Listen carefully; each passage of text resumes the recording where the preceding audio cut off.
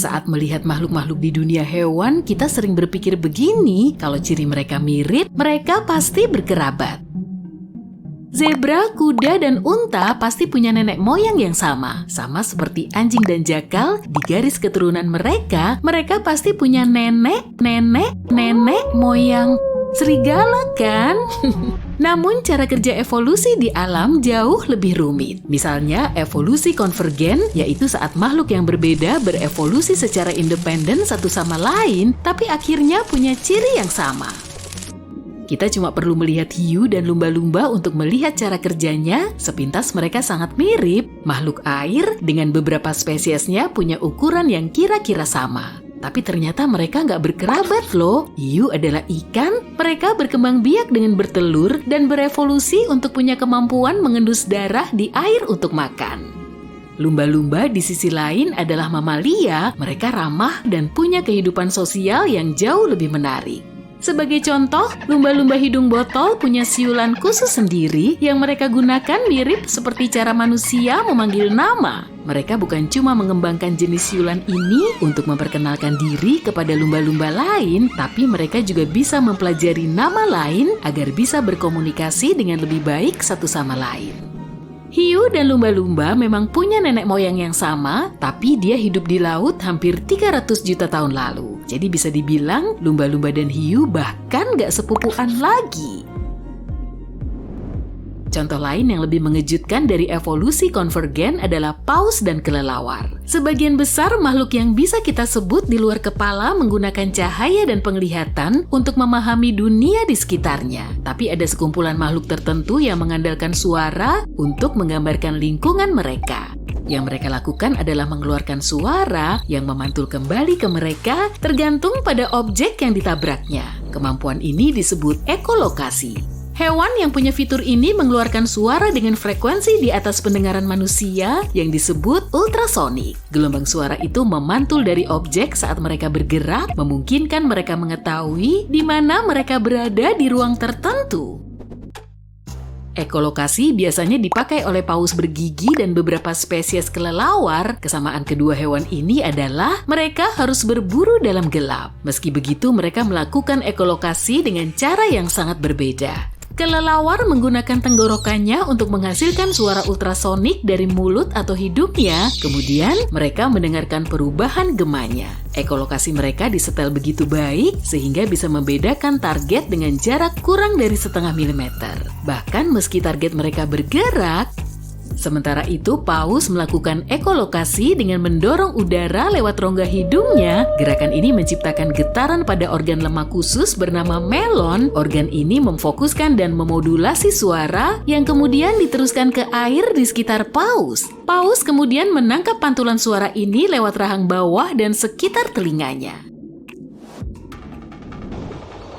Contoh mencolok lain dari konvergensi evolusioner adalah Ichthyosaurus dan lumba-lumba. Secara visual, kadal ikan Mesozoikum bernama Ichthyosaurus tampak sangat mirip dengan lumba-lumba modern. Tapi mamalia yang ramah ini jauh lebih berkerabat dengan jerapah dan unta daripada sang makhluk purba. Meski terpisah 200 juta tahun, mereka punya beberapa ciri umum yang mengecoh orang-orang untuk berpikir bahwa mereka berasal dari spesies yang sama. Tapi itu sebagian besar karena mereka tinggal di lingkungan yang sama. Keduanya berevolusi untuk punya sirip punggung yang membuat mereka seimbang saat berenang.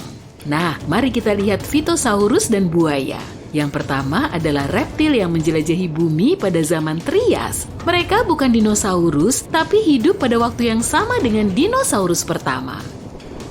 Meski sangat mirip, buaya pertama muncul lebih dari 70 juta tahun kemudian di zaman Kapur. Keduanya bahkan awalnya mengelabui para ahli paleontologi. Mereka awalnya mengira Phytosaurus adalah nenek moyang buaya. Placodontia dan kura-kura juga mirip. Namun, Placodontia muncul pada waktu yang sama dengan dinosaurus sekitar 235 juta tahun lalu. Seperti kura-kura modern, mereka hidup di lingkungan laut tapi dikelilingi predator, jadi mereka berevolusi untuk punya cangkang sangat kuat untuk melindungi diri. Kura-kura baru sampai ke sana sekitar 100 juta tahun kemudian. Bahkan, kucing modern pun punya kembaran prasejarah loh. Mereka disebut Sparassodonta, tapi mereka adalah karnivora dan marsupial. Dulu mereka tinggal di daerah Amerika Selatan dan bentuknya mirip harimau bergigi pedang yang kini sudah punah. Bicara tentang harimau bergigi pedang, ada juga yang berkerabat dengan kanguru. Yap, makhluk ini dulu bebas berkeliaran di bumi sekitar 3 juta tahun lalu. Dilacosmilus mungkin mirip kucing, tapi merupakan hewan marsupial yang artinya dia punya kantong kulit, tempatnya membawa anak untuk jangka waktu tertentu setelah lahir, mirip yang dilakukan kanguru dan tupai masa kini. Sulit untuk memperkirakan seperti apa bentuknya karena kerangka utuhnya belum pernah ditemukan. Tapi kita tahu berat mereka antara 82 hingga 118 kg. Saat membayangkan gajah masa kini, kita selalu membayangkan mereka dengan gadingnya yang menonjol ke atas. Yap, tapi nenek moyang mereka nggak begitu loh. Sekitar 20 juta tahun lalu, hidup makhluk mirip gajah prasejarah bernama Deinotherium. Tapi kedua gadingnya melengkung ke bawah dari rahang, dan seperti banyak makhluk prasejarah lain, kita nggak tahu kenapa gading mereka terbalik, tapi satu teori menyatakan bahwa mereka menggunakannya sebagai jangkar. Dengan menambatkan diri ke tepi sungai, mereka bisa tidur dengan aman tanpa hanyut. Harimau Tasmania terakhir mati pada awal abad ke-20. Kepunahan mereka adalah salah satu peristiwa alam paling tragis di zaman modern. Selama 2000 tahun terakhir, mereka diketahui cuma hidup di Pulau Tasmania. Terlepas dari namanya, mereka lebih mirip rubah daripada kucing. Namun harimau Tasmania adalah marsupial, bukan mamalia plasental seperti rubah. Tule-egg wallaby adalah salah satu makhluk terindah dan anggun yang pernah hidup. Dan dulu mereka ditemukan di Australia dan Selandia Baru. Mereka sangat mirip dengan kanguru dan punya bulu halus dengan garis abu-abu yang lebih gelap dan lebih terang di punggung. Anehnya mereka dijuluki berwajah monyet, tapi tak punya hubungan apapun dengan monyet modern selain keduanya adalah mamalia. Yang membuat mereka istimewa adalah cara mereka bergerak. Gerakan standar mereka terdiri dari 2 lompatan pendek diikuti dengan lompatan panjang. Setelah itu, wallaby ini hanya akan menatap ke langit, tapi jangan tertipu, tule-egg wallaby sangat cepat, yang betina biasanya lebih tinggi daripada jantan, dan mereka tampaknya merupakan hewan yang lumayan ramah, bahkan terkadang sangat menyukai lokasi tertentu. Mereka juga hewan nokturnal.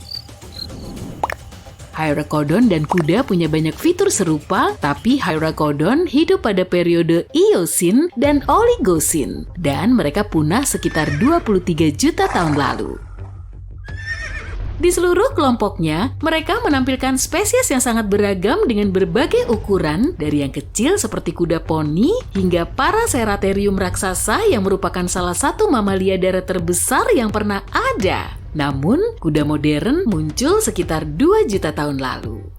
Mari kita lakukan sedikit eksperimen bersama, mulai dengan merentangkan tanganmu. Kalau kamu menggambar garis dari ujung jari ke bahu, ukurannya sekitar 70 cm. Sekarang coba bayangkan seekor serangga dengan bentang sayap selebar itu. Tunggu sebentar, kamu nggak butuh sekaleng semprotan serangga? Tenang aja, mereka udah punah.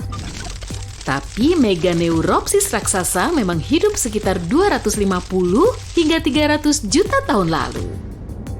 Namun kemungkinan besar mereka mirip dengan capung masa kini meski secara teknis tidak berkerabat. Para ilmuwan menemukan bahwa mereka bukan capung sejati karena perbedaan bentuk urat sayapnya. Para ilmuwan masih belum tahu kenapa serangga ini menjadi begitu besar. Beberapa orang meyakini ukuran serangga saat ini terbatas karena sedikitnya jumlah oksigen yang bisa mereka hirup. Saat serangga besar ini menjelajahi bumi, tingkat oksigen di atmosfer kita jauh lebih tinggi, jadi itu mungkin salah satu penjelasannya.